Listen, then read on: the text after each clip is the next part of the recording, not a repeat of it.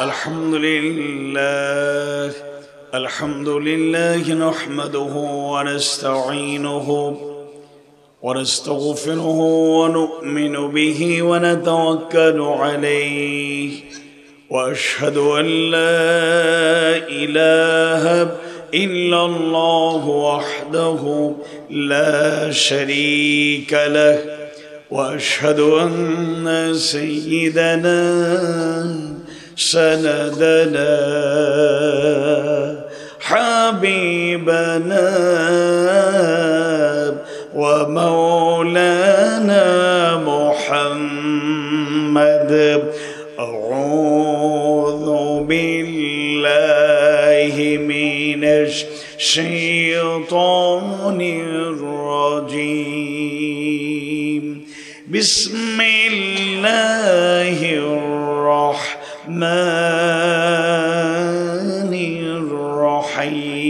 الرحيم يا أيها النبي إنا أرسلناك شاهدا ومبشرا ونذيرا وداعيا إلى الله بإذنه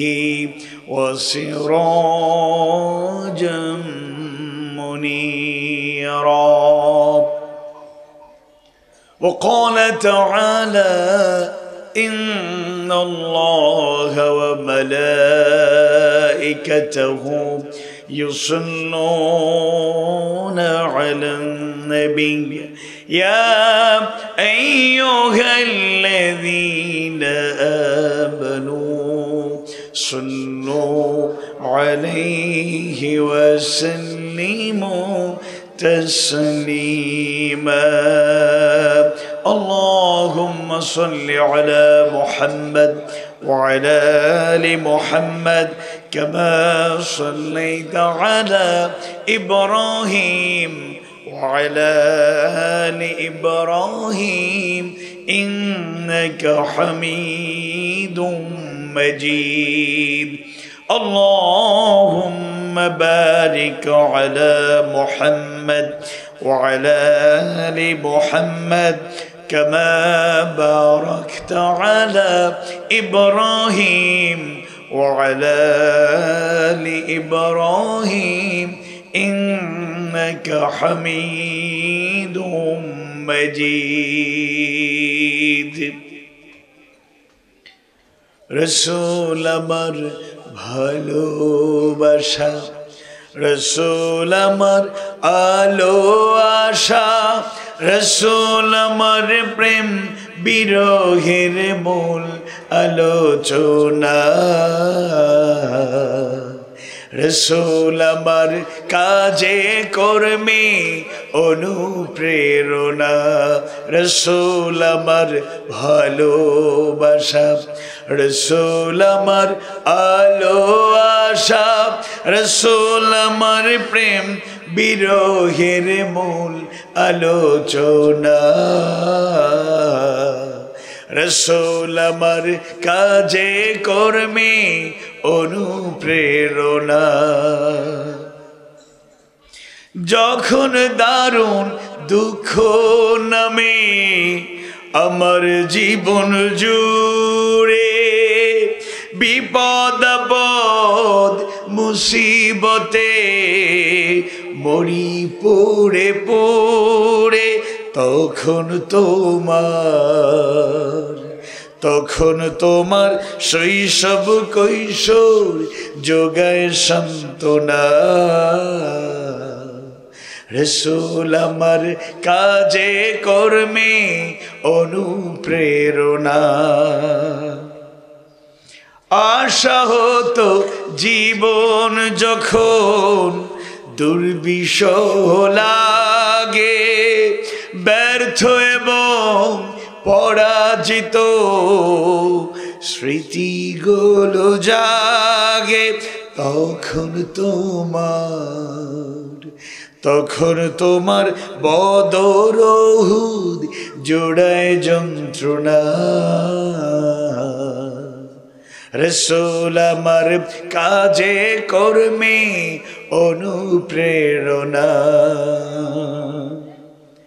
কত রকম রাজার নীতি প্রজার নীতি দেখলাম, দুঃখ হয় রে দুঃখ ছাড়া আর কিছু না পেলাম। তাই তো শুধু মনে পড়ে সোনার মদিনা। রসুল আমার কাজে কর্মে অনুপ্রেরণা। নেতার মতো নেতা যখন পাই না কোথাও খোঁজে, কাঁদি শুধু কাঁদি হারে এই দুটি চোখ বুজে। তখন তোমার শরণামায় দে যে সান্ত্বনা। রসুল আমার কাজে কর্মে অনুপ্রেরণা। রসুল আমার ভালোবাসা, রসুল আমার আলো আশা, রসুল আমার প্রেম বিরহের মূল আলোচনা। রসুল আমার কাজে কর্মে অনুপ্রেরণা।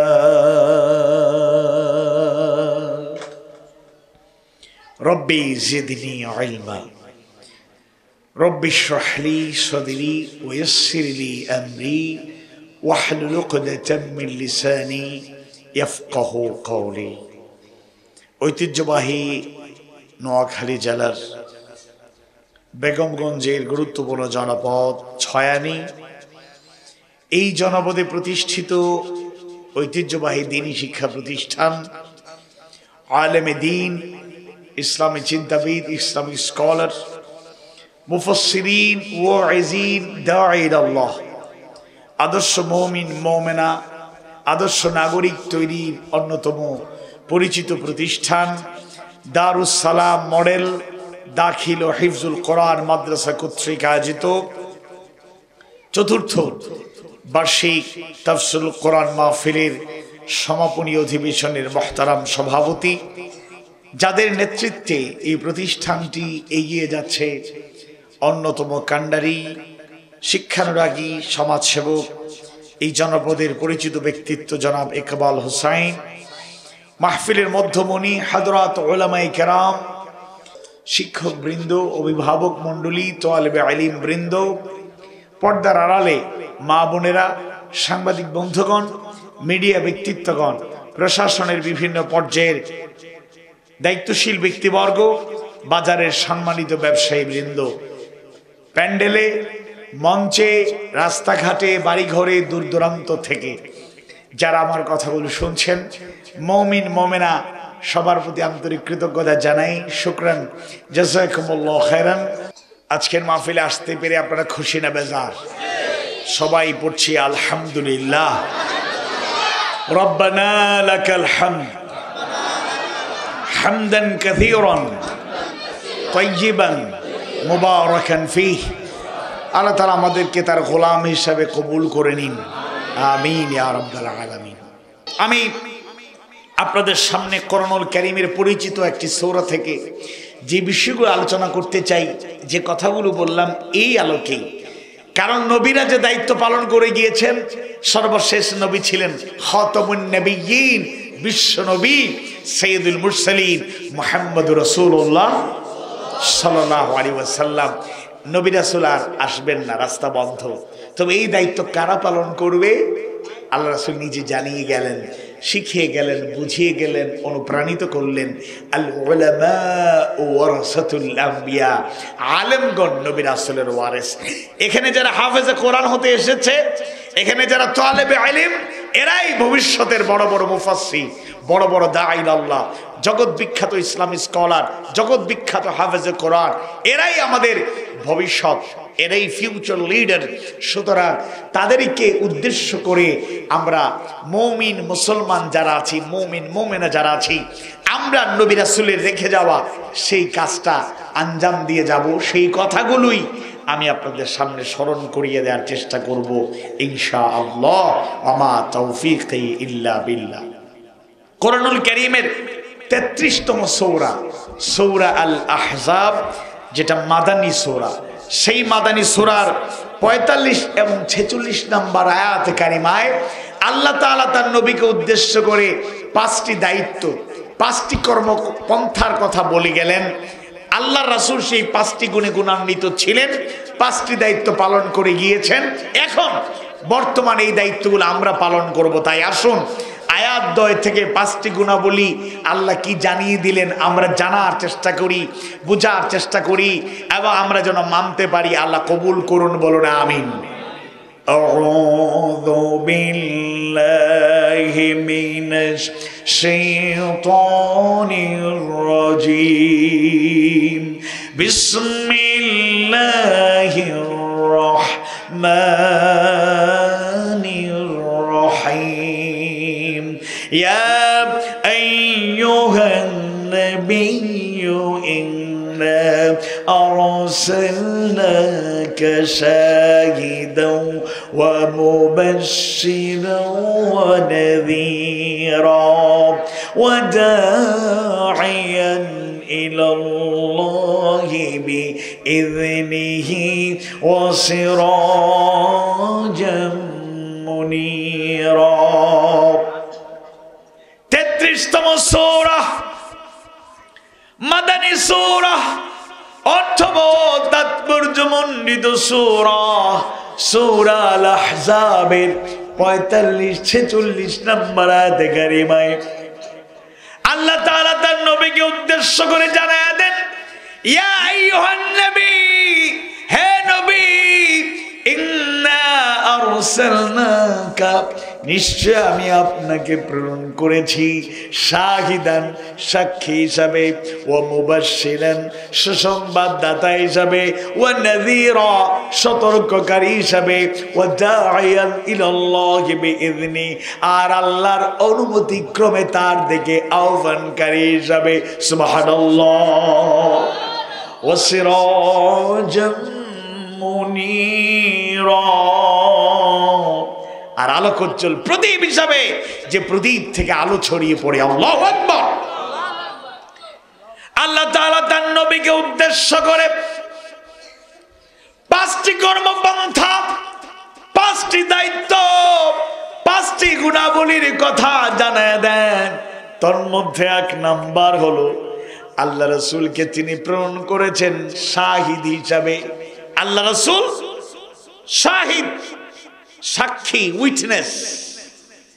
2 নম্বরে তিনি মুবাশশির, সুসংবাদদাতা, ব্রিঙ্গার অফ গুড টাইডিংস। 3 নম্বরে তিনি নাযীর, সতর্ককারী, Warner.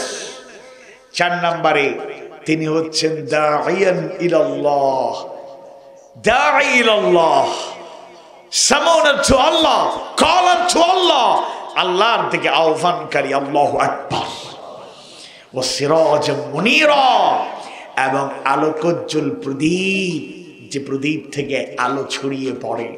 Lamp that spreading light, যেন তেন ল্যাম্প নয়, যেন তেন প্রদীপ নয়, যেন তেন বাতি নয়, যেগুলো থেকে ঠিক মতো আলো ছড়ায় না, বরং এমন আলোকোজ্জ্বল প্রদীপ, এমন আলোকোজ্জ্বল বাতি যার থেকে চতুর্দিকে আলো ছড়িয়ে পড়ে। আল্লাহু আকবার। 1 নম্বরে আল্লাহ রাসূল হচ্ছেন উইটনেস, সাক্ষী, শাহিদ। 2 নম্বরে তিনি সুসংবাদদাতা। 3 নম্বরে তিনি সতর্ককারী। 4 নম্বরে তিনি আল্লাহর দিকে আহ্বানকারী। 5 নম্বরে তিনি আলোকোজ্জ্বল প্রদীপ। 5টা গুণাবলী রাসূলের মধ্যে ছিল নাকি ছিল না? আওয়াজ বাড়ি বলুন, ছিল নাকি ছিল না? এখন আমাদের দায়িত্ব বুঝে নিতে হবে। এই দায়িত্ব আমাদেরকেই পালন করতে হবে, জানতে হবে, বুঝতে হবে, মানতে হবে। এই রেসপন্সিবিলিটি আমাদেরকে নিতে হবে। রাসূল বলেছেন কুল্লুকুম রাঈন ওয়া কুল্লুকুম মাসউলুন আন রা'য়াতিহি, তোমরা প্রত্যেকেই দায়িত্বশীল আর তোমাদের প্রত্যেকেই দায়িত্বের ব্যাপারে জবাবদিহিতা করতে হবে। এই জবাবদিহিতা মূলত কার কাছে? কার কাছে? আল্লাহর কাছে। আর সেই আয়াতে কারিমা দয় আমাদের জানা, আরো মৌলিক দুইটা দায়িত্ব আমরা জানি। আল্লাহ বললেন ইন্নী জাইলুন ফিল আরদি খলিফা, আমরা এই পৃথিবীতে আল্লাহর প্রেরিত খলিফা, প্রতিনিধিত্বের দায়িত্ব আমাদেরকে পালন করতে হবে।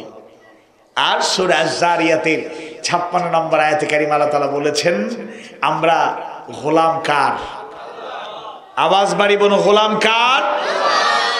ওয়া মা খালাকতুল জিন্না ওয়াল ইনসা ইল্লা লিয়াবুদুন।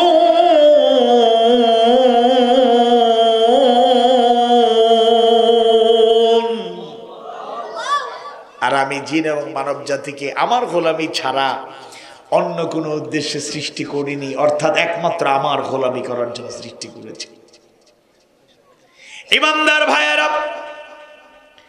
মুমিন মুমিনা ভাই বোনেরা, আল্লাহর রাসূলের প্রতি আল্লাহ তাআলা যে দায়িত্ব অর্পণ করলেন, যে কর্মপন্থা জানিয়ে দিলেন, উম্মত হিসাবে এই দায়িত্ব এখন আমাদের উপরে এসেছে।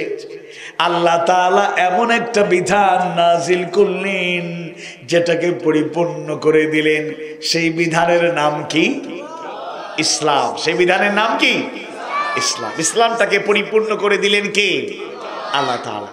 সূরা আল মাইদার 3 নম্বর আয়াতে কারিমায় আল্লাহ সুবহানাহু ওয়া তাআলা জানায় দেন আল-ইয়াওমা আকমালতু লাকুম দীনাকুম ওয়া আতমামতু আলাইকুম নি'মাতি ওয়া রাদিতু লাকুমুল ইসলাম দীনা। আল্লাহু আকবার। দিনটাকে পরিপূর্ণ করে দিলেন কে? আওয়াজ বাড়িয়ে বলুন কে?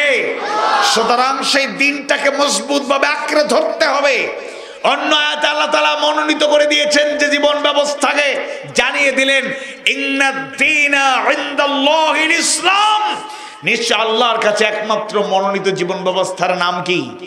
ইসলাম। আর আমরা মুসলমানের সন্তান, ইসলাম পাওয়ার পর, ইসলামটাকে কমপ্লিট করে দেওয়ার পরও আর মানব রচিত মতবাদের পিছনে দৌড়াই, সমস্যার সমাধানে কোরআনকে বাদ দিয়ে অন্য জায়গায় ছুটি, হাদিস সুন্নাহকে অ্যাভয়েড করে আমরা অনেক লোকের পিছনে দৌড়াই, তাহলে বুঝতে হবে আমরা এখনো সেই মানে নিজেকে উন্নীত করতে পারি নাই।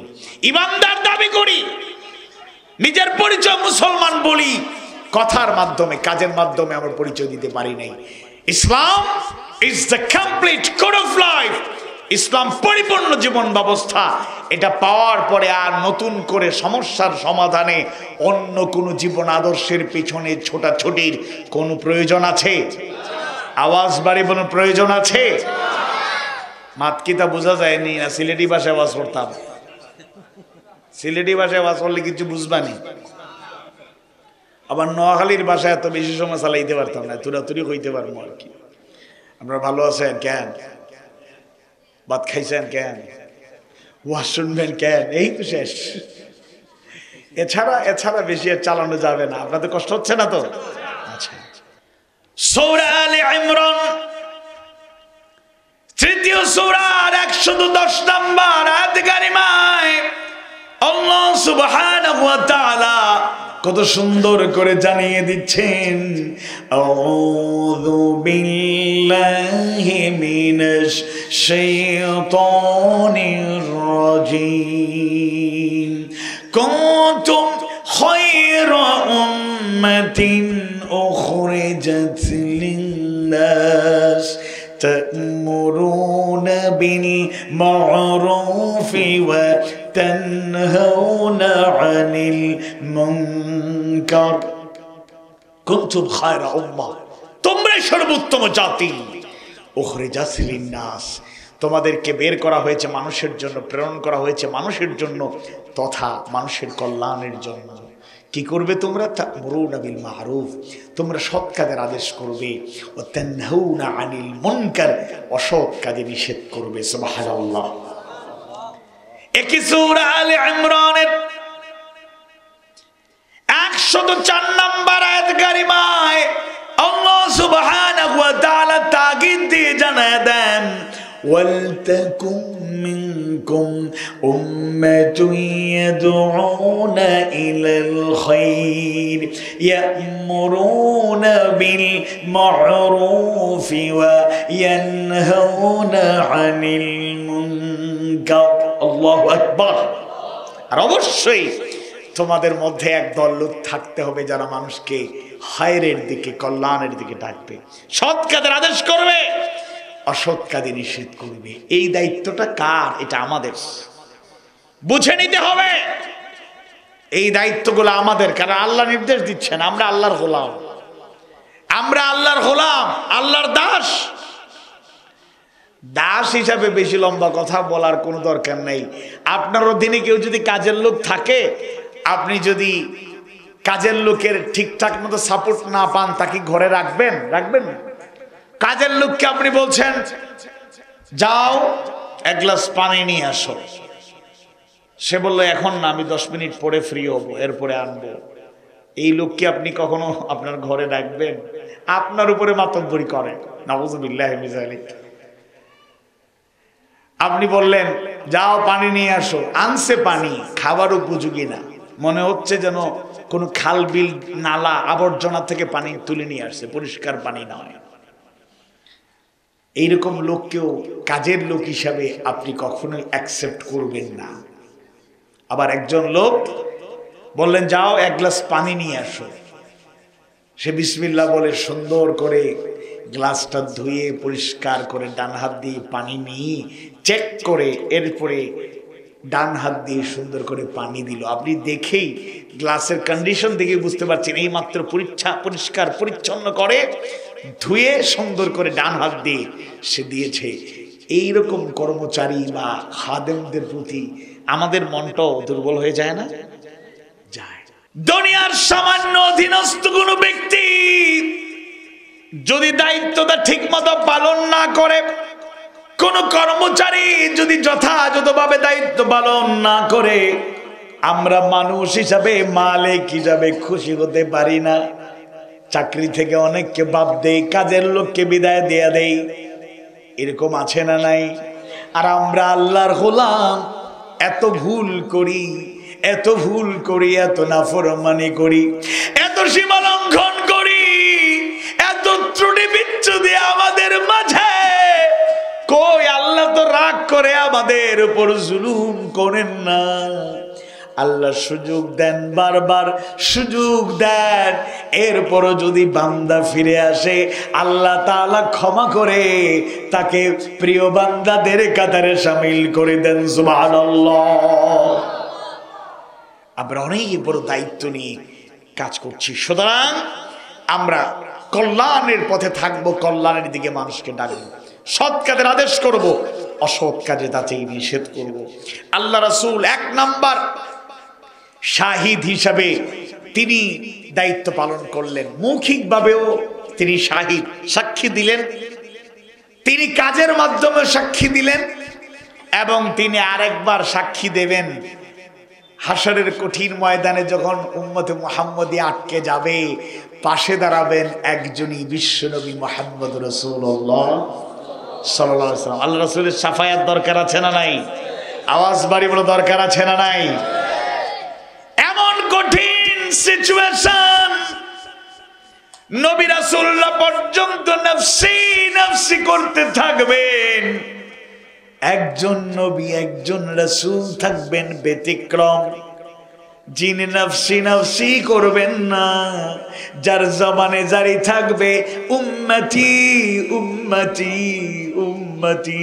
সুবহানাল্লাহ। আল্লাহ রাসূল, আল্লাহ তাআলা তাকে যে দায়িত্ব দিলেন, তার বাস্তব সাক্ষী হিসাবে ইলমুল ওয়াহির বাণী তার কাছে যখন যেই নির্দেশনা এসেছে তিনি সেটাকে মৌখিকভাবে অন্যের কাছে পৌঁছে দেওয়ার চেষ্টা করেছেন। দ্বিতীয়ত, বাস্তব জীবনে আল্লাহ তাআলা যা আদেশ করেছেন তা মেনে নিয়েছেন এবং যা নিষেধ করেছেন তার থেকে দূরে থেকেছেন। সুবহানাল্লাহ।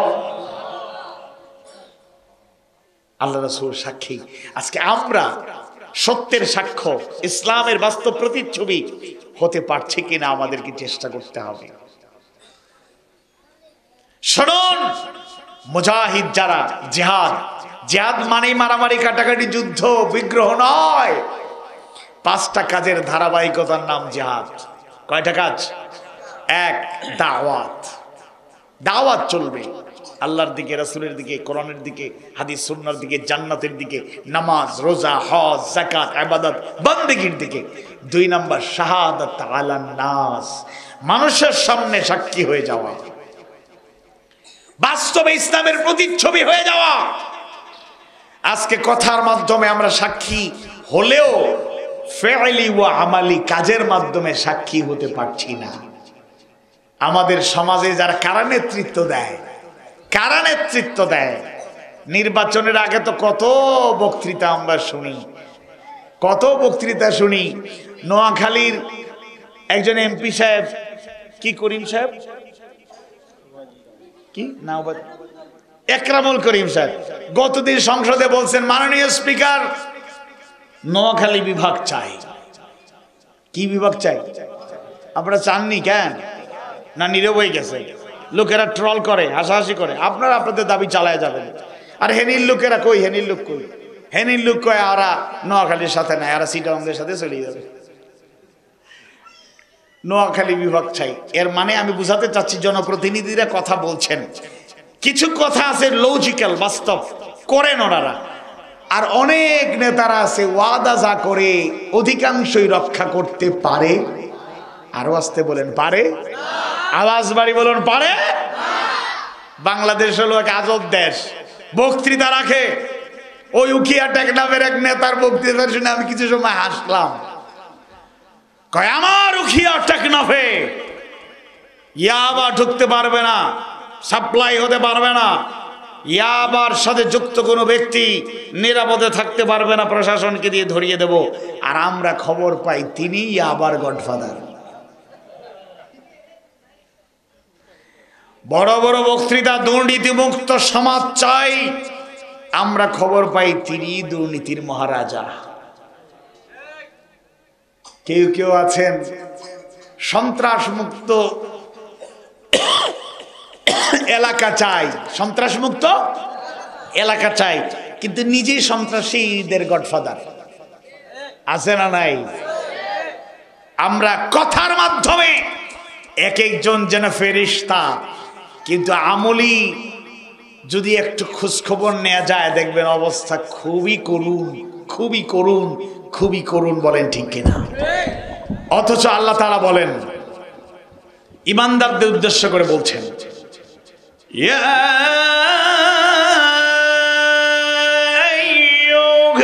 আইয়ুহাল্লাযীনা আমানু লিমা তাকুলুনা মা লা তাফআলুন।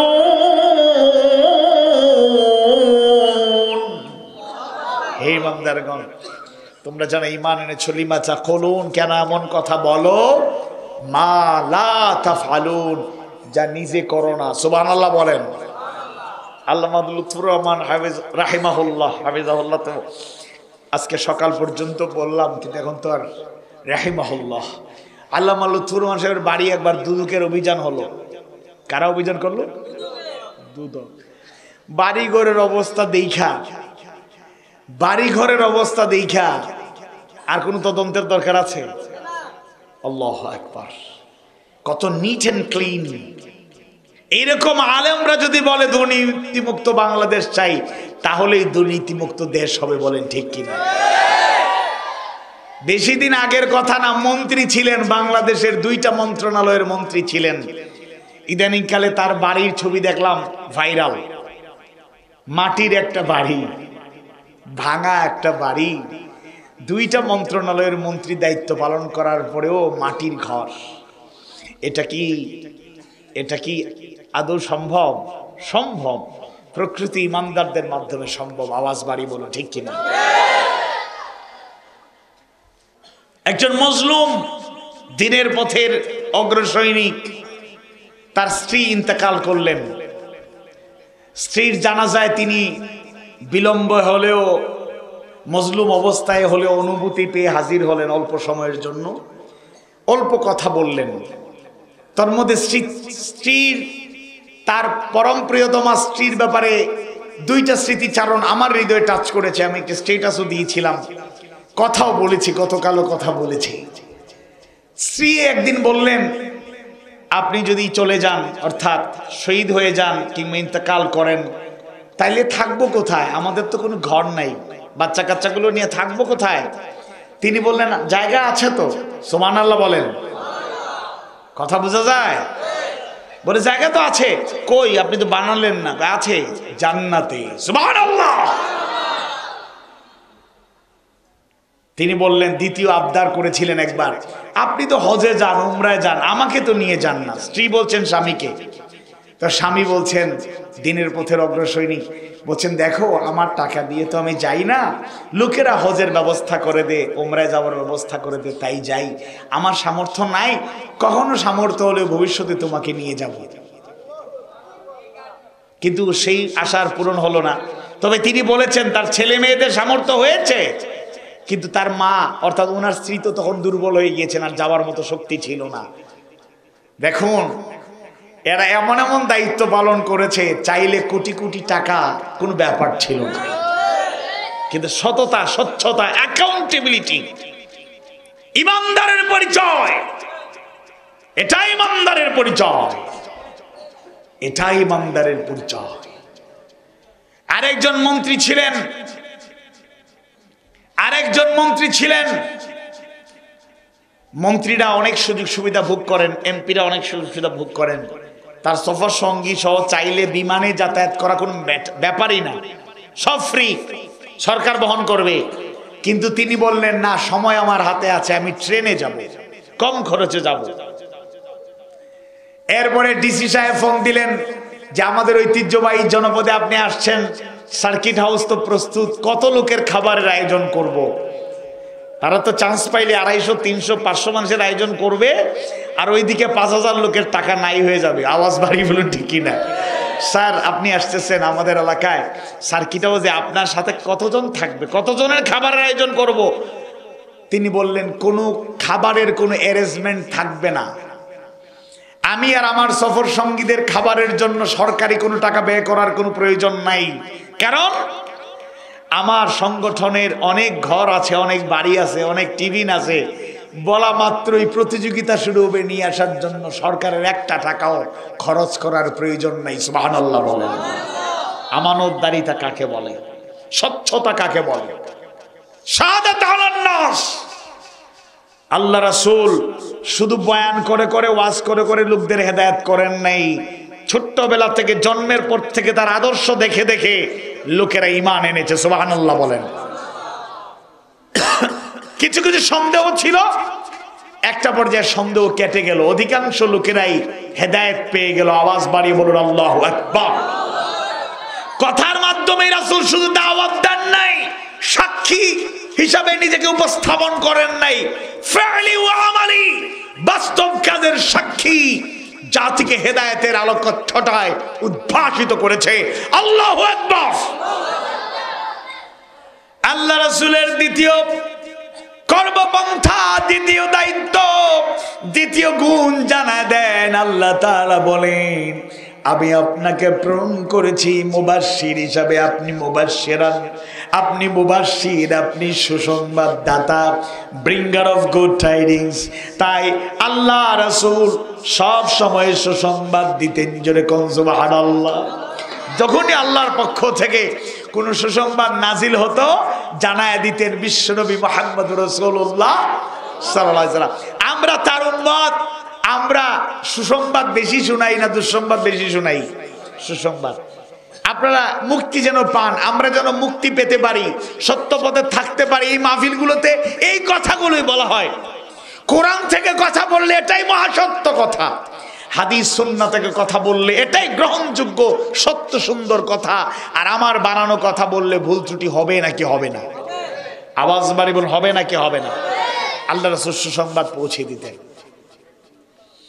আল্লাহ রাসূলের একজন প্রিয় সাহাবী আব্দুল্লাহ বিন সালাম রাদিয়াল্লাহু আনহুর বর্ণনায় পাওয়া যায়, সাহাবীরা বসে আলাপ আলোচনা করছেন, আহারে আল্লাহ তাআলা যদি তার রাসূলের মাধ্যমে এমন একটা সুসংবাদ জানায়া দিতেন, সর্বোত্তম আমলের সন্ধান যদি দিতেন, আমরা আমল করতাম আর মুক্তি পেয়ে যেতাম। সুবহানাল্লাহ।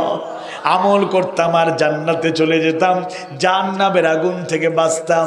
এই কথা চলাকালীন সময়ে শেষ হতে না হতে আল্লাহ রাসূল তাদেরকে সুসংবাদ জানায়া দিলেন। জিবরাইল আলাইহিস সালাম হাজির হয়ে সূরা সফ নাজিল করে সেই সর্বোত্তম আমলের সন্ধান দেয়া দিলেন। জোরে কোন সুবহানাল্লাহ। আল্লাহ রাসূল সূরা সফ তেলাওয়াত করার মাধ্যমে সেই সুসংবাদ জানায়া দিলেন।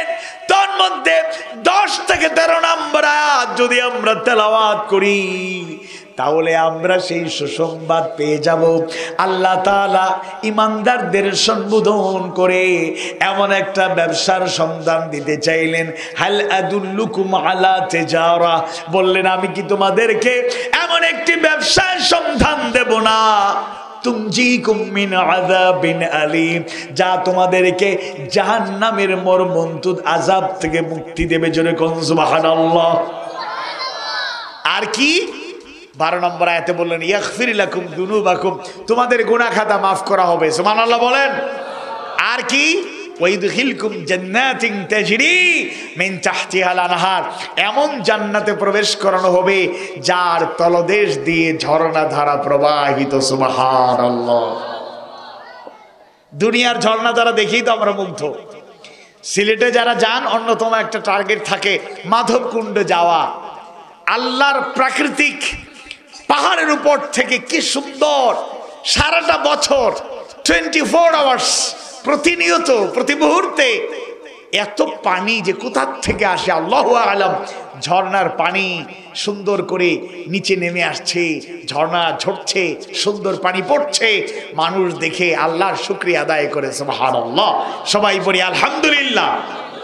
জান্নাতেও ঝর্ণা দ্বারা আছে না নাই? সেই জান্নাতে যাওয়ার চিন্তা ভাবনা আছে? আল্লাহ কবুল করুন, বলুন আমিন। আওয়াজ বাড়িয়ে বলুন আমিন। এরপরে আল্লাহ তাআলা 13 নম্বর আয়াতে কারিমায় আরো পুরস্কারের কথা বললেন, মুনাফার কথা বললেন। ওয়া উখরা তুহিব্বুনাহা, ওয়া উখরা আরো আছে তুহিব্বুনাহা, যা তোমরা পছন্দ করো। নাসরুম মিনাল্লাহি ওয়া ফাতহুন করিম, আল্লাহর পক্ষ থেকে সাহায্য এবং সন্নিকটবর্তী বিজয়। সুবহানাল্লাহ বলেন। তাইলে 4টা পুরস্কার, জাহান্নামের আগুন থেকে বাঁচা, জান্নাতে যাওয়ার সুযোগ পাওয়া, গুনাহ খাতা মাফ হবে এবং আল্লাহর সাহায্য এবং বিজয়। আচ্ছা বলুন তো, বর্তমান পৃথিবীর মুসলমানদের সবচেয়ে বড় চাওয়া পাওয়া, বিশেষ করে মুসলিমদের সবচেয়ে বড় চাওয়া পাওয়া হলো আল্লাহর সাহায্য এবং বিজয়। আওয়াজ বাড়িয়ে বলুন ঠিক কিনা? ফিলিস্তিনের খবর কি রাখেন? ফিলিস্তিনের মুসলমানরা কত কষ্টে সময় পার করছে। মুসলিম জালেমগুলো, ইসরায়েলিরা, ইহুদিরা কুলের শিশুগুলোকে বোমা মেরে দুনিয়া থেকে উড়াই দিচ্ছে। বয়োবৃদ্ধ লোকেরা, দাড়ি পাকনা মুরব্বীরাও ছাড় পায় না, বৃদ্ধা মায়েরাও ছাড় পায় না। হাসপাতালে হামলা করে, মসজিদে হামলা করে, একটি কষ্টের মধ্যে সময় তারা পার করছেন। ফিলিস্তিনের মুসলমানরা জানেন তারা কেমন কষ্টে আছেন। আল্লাহর সাহায্য তারা বেশি চান না কম চান? বিজয় বেশি চান না কম চান? শুধু ফিলিস্তিন না, আসলে খুঁজলে দেখবেন, খুঁজতে খুঁজতে ভারত চীন ঘুরাইয়া ঘুরাইয়া আমাদের দেশেও প্রকৃত হকপন্থী আলেম যারা দিনের পথে যারা চলতে চায় তারাও মজলুম। আপনারা মানেন নাকি মানেন না? মানলেও আলহামদুলিল্লাহ, না মানলেও আলহামদুলিল্লাহ। বাস্তবতা, মজলুমদের আহাজারিয়ার কান্নার আওয়াজ আকাশ বাতাস ভারী করে তোলে। আল্লাহর সাহায্য আর বিজয়, এর থেকে বড় সুসংবাদ আর কিছু হতে পারে না। ইমানদার ভাইরা, আল্লাহর রাসূল মুবাশশির হিসাবে, সুসংবাদদাতা হিসাবে সুসংবাদগুলো যখনই তার কাছে নাজিল হয়েছে তিনি সাথে সাথে তা জানিয়ে দিয়েছেন। আমরা সেই নবীর উম্মত। আজকেও আমাদের দায়িত্ব হলো জাতির সামনে সুসংবাদগুলো তুলে ধরা, ইতিবাচক দিকগুলো তুলে ধরা, জান্নাতে যাওয়ার স্বপ্ন তাদের মধ্যে বেশি বেশি তৈরি করা, জাহান্নাম থেকে বাঁচার রাস্তা দেখানো, সুপথে চলার জন্য প্রেরণা দেওয়া। 3 নম্বরে আল্লাহর রাসূল নবীর সতর্ককারী, তিনি ওয়ার্নার ছিলেন, তিনি সতর্ক করেছেন। আল্লাহ তাআলা জানায়া দেন, বিসমিল্লাহির রহমানির রহিম, ইয়া আইয়ুহাল মুদাথথির কুম ফাআযির ওয়া রাব্বাকা ফাকাব্বির। আল্লাহু আকবার। নবুয়ত পাওয়ার পরে অসুস্থতা বোধ করলেন, বিশ্রামে যেতে চাইলেন, কিন্তু আল্লাহ তাআলা মানবতার হেদায়েত নিশ্চিত করতে আল্লাহ রাসূলকে বিশ্রামে যেতে দিলেন না। ইয়া আইয়ুহাল মুদাথথির, হে কম্বল আচ্ছাদনকারী ব্যক্তি, কম, দাঁড়াও, ফাআযির, অতঃপর লোকদেরকে সতর্ক করো, ওয়া রাব্বাকা ফাকাব্বির, আর তোমার রবের বড়ত্ব শ্রেষ্ঠত্ব ঘোষণা করো। আল্লাহু আকবার, নারে তাকবীর, লিল্লাহি তাকবীর। আল কোরআনের আলো সংসদে জ্বালো, আল্লাহ কবুল করুন, বলুন আমিন। আওয়াজ বাড়িয়ে বলুন আমিন। 4 নাম্বার হলো আল্লাহ তাআলা আল্লাহর অনুমতি ক্রমে আল্লাহর রাসূল ছিলেন আল্লাহর পথে আহ্বানকারী। সুবহানাল্লাহ, দাঈয়ান ইলাল্লাহ, দাঈ ইলাল্লাহ। আমাদেরকে ওই কাজটি করতে হবে। আব্দুল্লাহ বিন আমর রাদিয়াল্লাহু আনহু থেকে বর্ণিত হাদিস আমাদের জানা, ছোট্ট কথায় অনেক গুরুত্বপূর্ণ মেসেজ আল্লাহ রাসূল জানিয়ে দিয়েছেন। রাসূল সাল্লাল্লাহু আলাইহি ওয়াসাল্লাম বলেছেন, বাল্লিগু আন্নি ওয়ালাউ আয়া, বাল্লিগু আন্নি ওয়ালাউ আয়া, আমার পক্ষ থেকে একটা আয়াত জানলেও অন্যের কাছে পৌঁছে দাও। সুবহানাল্লাহ।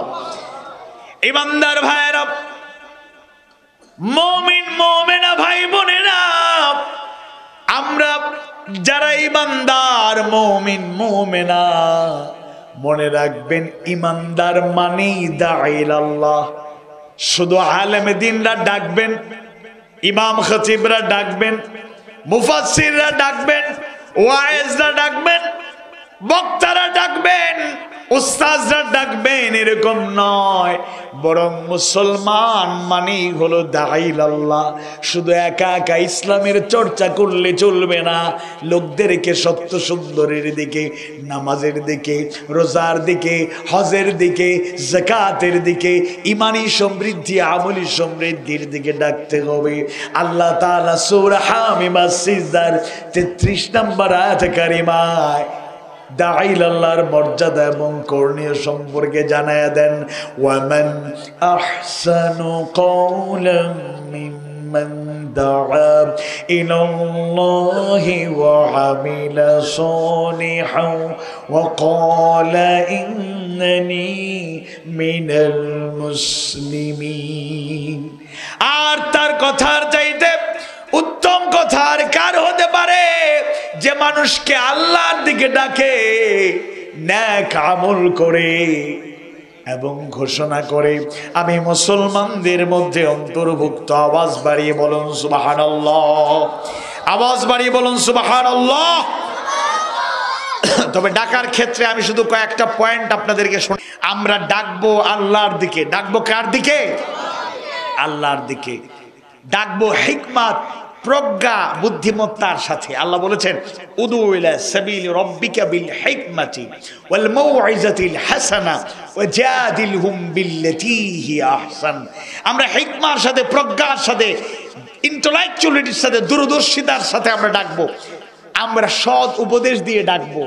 এবং দাওয়াত দানের ক্ষেত্রে যদি তর্ক বিতর্ক তৈরি হয়ে যায় তখন উত্তম পন্থায় বিতর্ক করব। বিতর্ক বেশি করব না, যেটা সীমা লঙ্ঘন করবে, সীমা অতিক্রম করবে। আমরা প্রয়োজনে খালু সালামা, সালাম জানিয়ে চলে আসব, বিশৃঙ্খলা করব না। আমাদেরকে ডাকতে হবে, দাওয়াত দিতে হবে সুন্দরভাবে, হাসি মুখে, যুক্তি দিয়ে কথা বলে, হাসি মুখে। কিছু লোক আছে চেহারায় হাসি ফুটেই না, হাসি নাই চেহারার মধ্যে।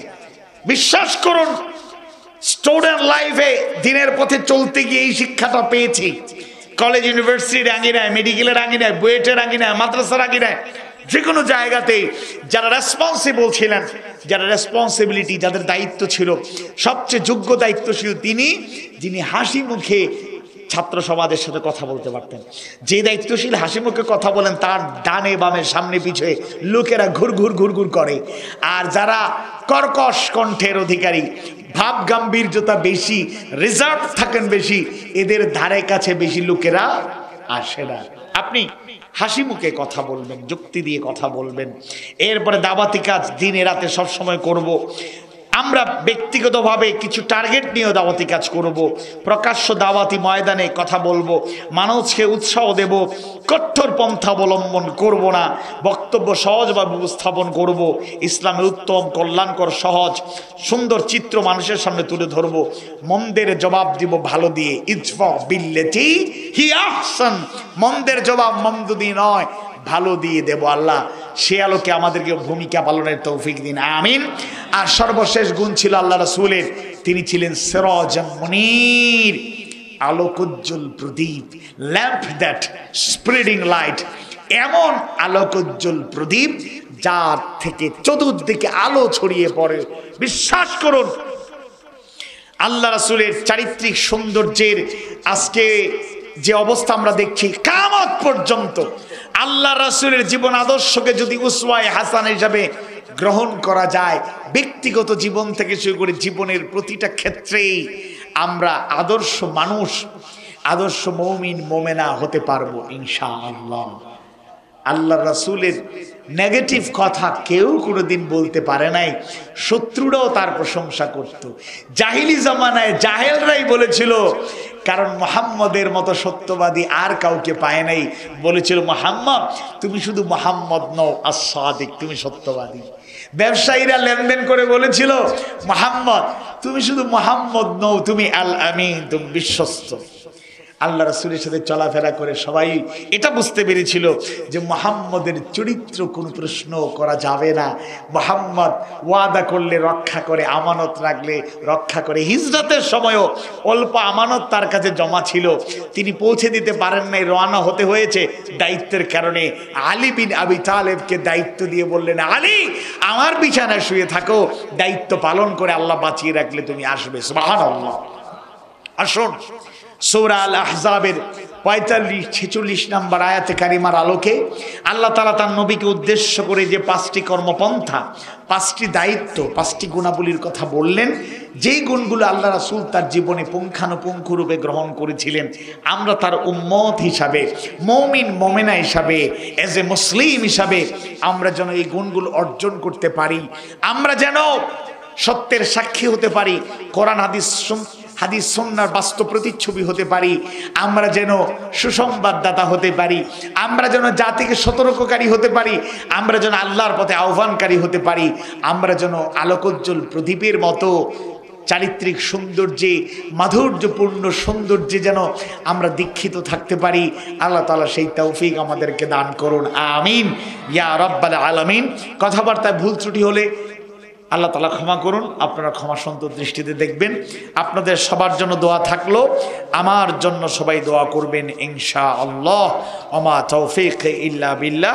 ওয়াসসালামু আলাইকুম ওয়া রাহমাতুল্লাহি ওয়া বারাকাতুহু।